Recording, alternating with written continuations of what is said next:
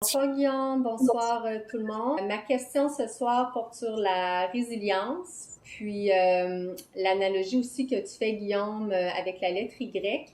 J'aimerais savoir selon toi comment la résilience peut nous aider à progresser ou à avancer sur la branche de gauche sans revenir en arrière ou sans se désengager quand on rencontre des difficultés ou qu'on doit faire face à des émotions vécues comme extrêmement désagréables, que ce soit l'anxiété, le doute de soi ou quelconque peur.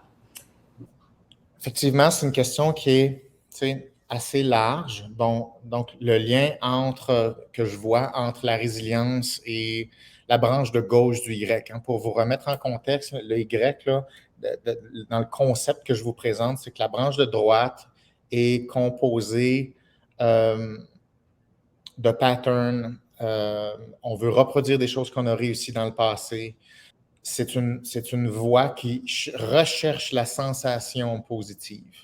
C'est la voie du je veux me sentir d'une certaine façon. Donc, la voie de droite est dédiée à ça. Très ressenti, je le ressens comme ça, je refais des choses qui ont déjà marché dans le passé, peu importe que ça s'applique ou pas, sûrement que ça va refonctionner. On est dans la branche de droite, OK, qui a tendance à revenir sur ses pas.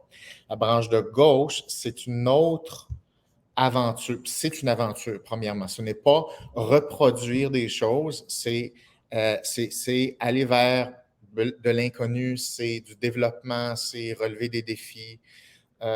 C'est un équipement psychologique qui est complètement différent. La branche de gauche, c'est celle que je vous propose d'aller. Donc, le but, hein, c'est de discuter comment tu fais pour différencier les branches de gauche, les branches de droite. Ça, c'est une chose. Et deux, comment tu restes sur la branche de gauche. Et pour faire le lien avec la question, quel est le lien entre la résilience et la branche de gauche? Donc, c'est sûr que je suis un peu dans ça hein, présentement. J'ai eu le temps un petit peu d'y réfléchir. Et premièrement, sans dévoiler tout là, de ce dont on va parler le 21 octobre et sans dévoiler tout du livre, la résilience, ce n'est pas un concept qui est clair. OK? On peut tous et toutes convenir de certaines balises par rapport à la résilience, comme c'est être capable de relever des défis, se remettre d'épreuves, être capable de se relever lorsqu'on chute, de se remettre d'échecs, de passer à travers des épreuves difficiles. OK? On est dans ça. Ça, on s'entend. Mais c'est très large hein, comme concept, comme définition. Et il n'y a pas une seule définition scientifique de ce qu'est la résilience. Donc, la résilience, c'est plus un thème sur lequel on peut mettre des sous-concepts et des sous-thèmes et des théories plus précises. Mais encore là, ça dépend comment on définit la résilience. Par exemple, il y a différents auteurs qui vont le définir comme étant juste le fait de ne pas mourir, donc survivre, est de la résilience. OK? Donc, ça veut dire la préservation de la vie, mettons. OK, ça, c'est une façon de le voir. L'autre façon, c'est tu es dans un certain état avant épreuve X, et après ça, tu as une détérioration de ton état suite à une épreuve, et tu reviens à ton état initial. OK? Donc, tu reviens où tu étais. C'est une autre façon de concevoir la résilience. Il y en a d'autres qui vont définir ça purement que c'est de l'adaptation. Si tu réussis à t'adapter, c'est de la résilience.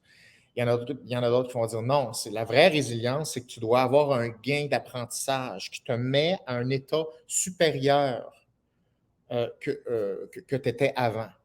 C'est sûr que moi, j'ai un parti pris plus vers celui-là parce que je pense que les humains veulent plus ça. Mais tout ça pour dire que ce n'est pas quelque chose qui est rigide. La résilience, ce n'est pas quelque chose qui est 100% défini précisément. Ceci dit, j'ai eu le temps de me faire ma propre idée, évidemment, là, sur ce thème-là. Je l'avais déjà exploré, puis c'est sûr que là, le fait d'être dans ce livre-là, ça me pousse à aller plus loin dans ma réflexion. Et j'ai pris le temps d'y réfléchir sur quel est l'angle qui serait intéressant, qu'est-ce qui me permettrait d'aller plus loin. Et il y a différentes anecdotes qui me sont venues à l'esprit, des anecdotes de voyage. OK? Quand je suis allé dans différentes communautés traditionnelles, c'est-à-dire il n'y a pas vraiment de technologie, c'est assez isolé.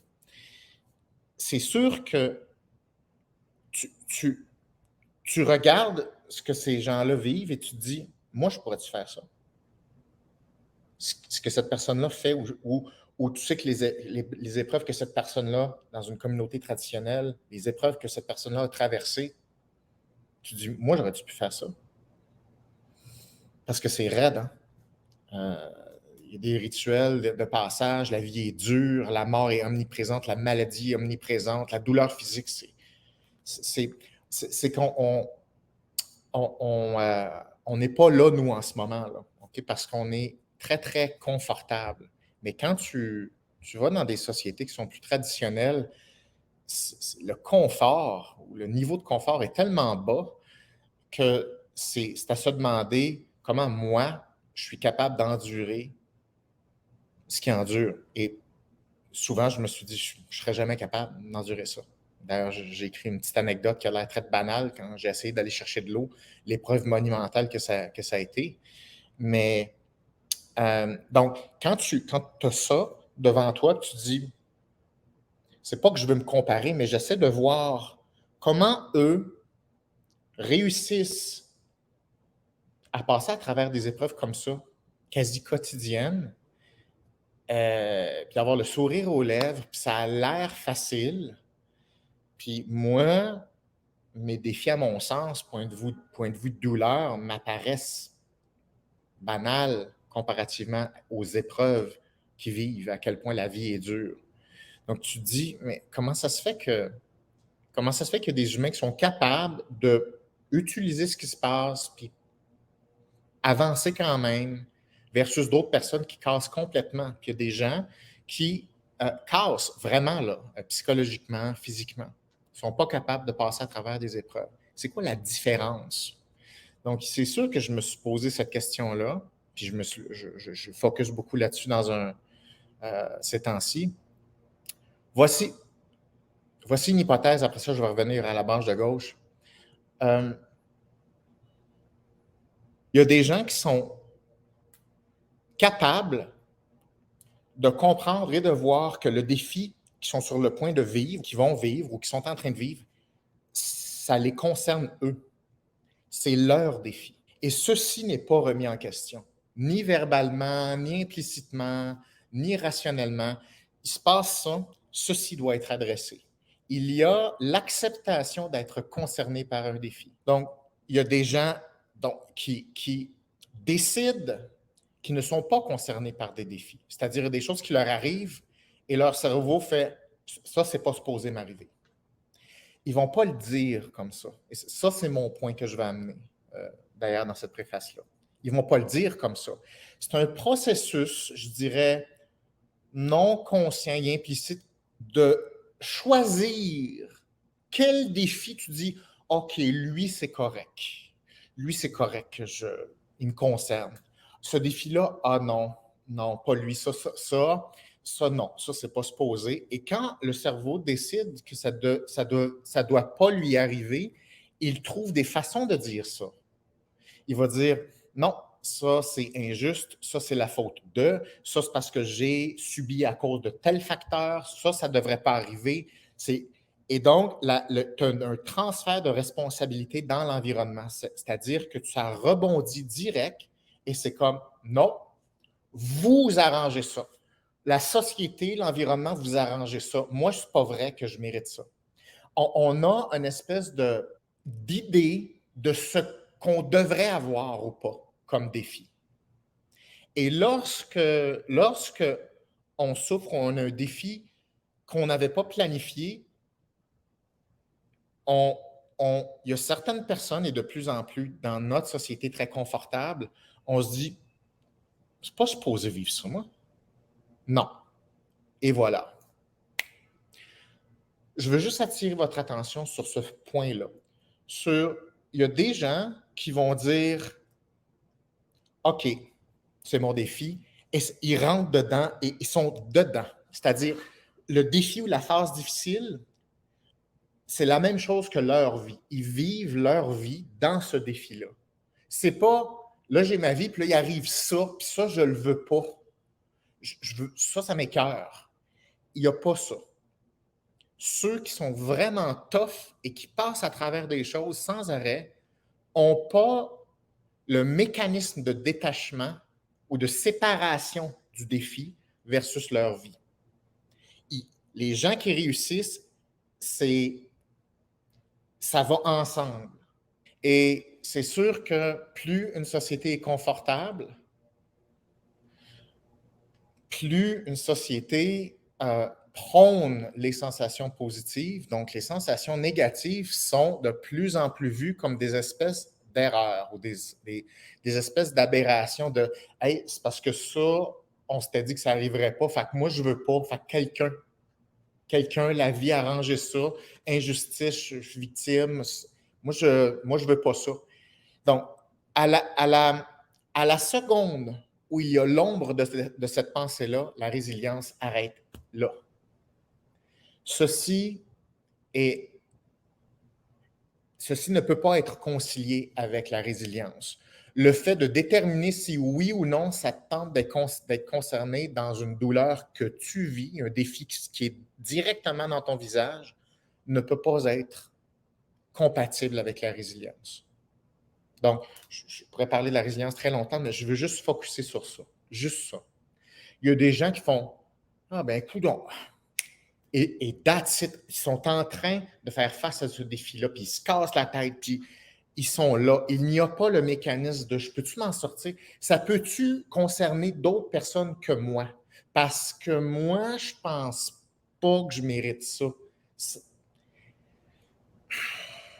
Alors là, c'est très important, moi, je trouve, cette question-là, parce que est-ce qu'il y a des gens qui sont résilients et des gens qui ne le sont pas? Absolument.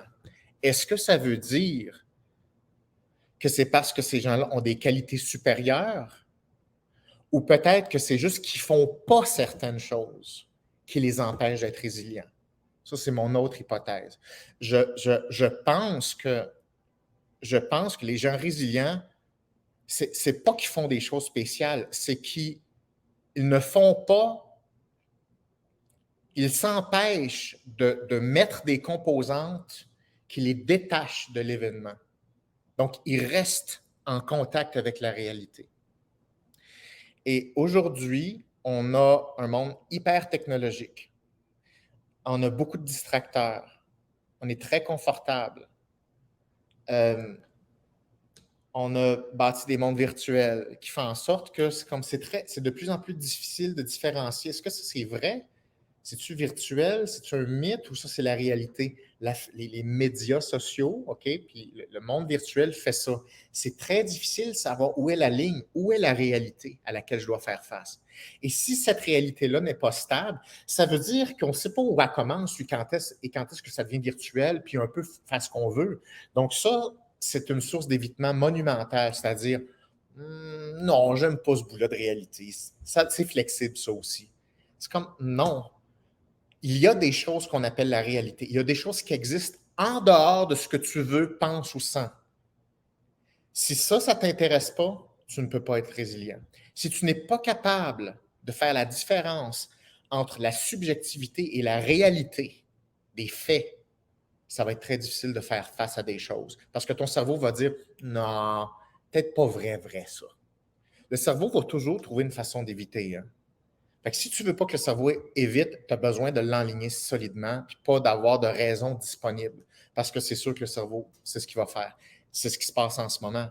En ce moment, on a la génération de jeunes la moins en forme psychologiquement de l'histoire qui a été documentée. La détresse psychologique augmente à toutes les tranches d'âge, plus chez les jeunes. C'est comme, comment tu peux concilier un monde de plus en plus technologique et confortable et les gens vont moins bien? C'est-tu parce qu'on veut plus de confort ou peut-être que ça ne marche pas? Mais ça ne marche pas. Parce que le sens, le fait d'avancer et la résilience n'ont rien à voir avec le fait d'être obsédé par les émotions ou les sensations positives.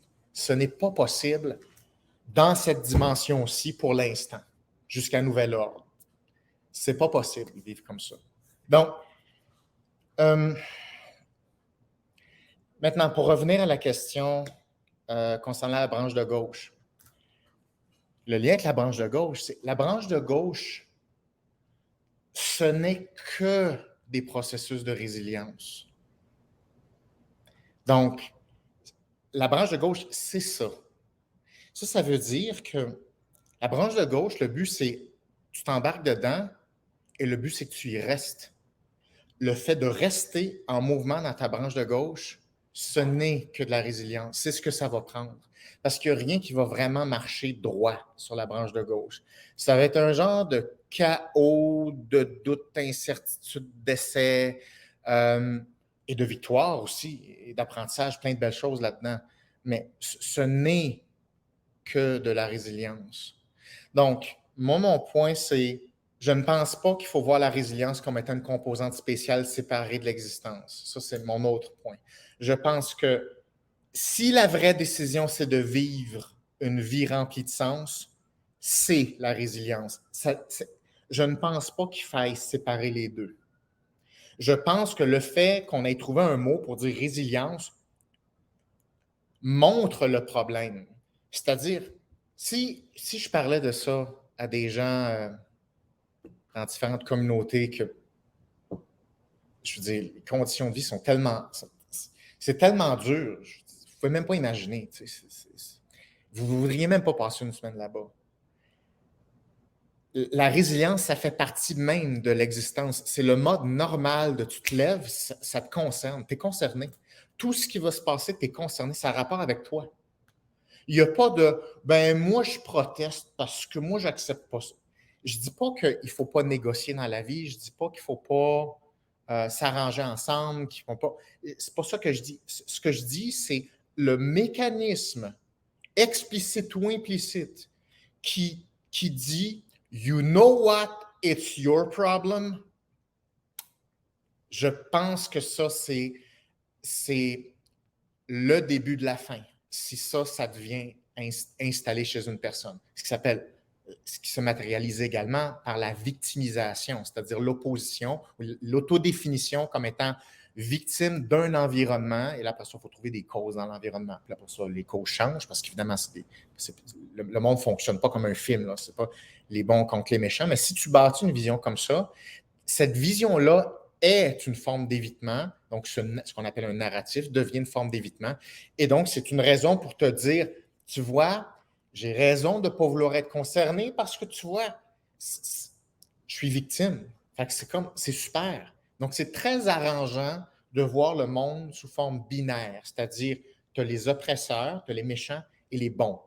Et guess what? Les bons, c'est toujours toi. Donc, il y a beaucoup de façons d'éviter les défis. L'évitement du défi est l'opposé de la résilience. Je pense qu'une des choses qu'il faut se demander, c'est est-ce qu'on pourrait parler plus de comment neutraliser les formes d'évitement? Et tu vas avoir un effet sur ta résilience. Parce que si tu maintiens ton évitement très élevé en général, même si tu as des nouvelles skills, ils ne quitteront jamais. Parce qu'il ça prend le mindset où tu dis, je suis concerné, je vais appliquer ça. C'est le préalable. Donc, voilà, ça serait le lien que je ferais avec la résilience et le chemin de gauche.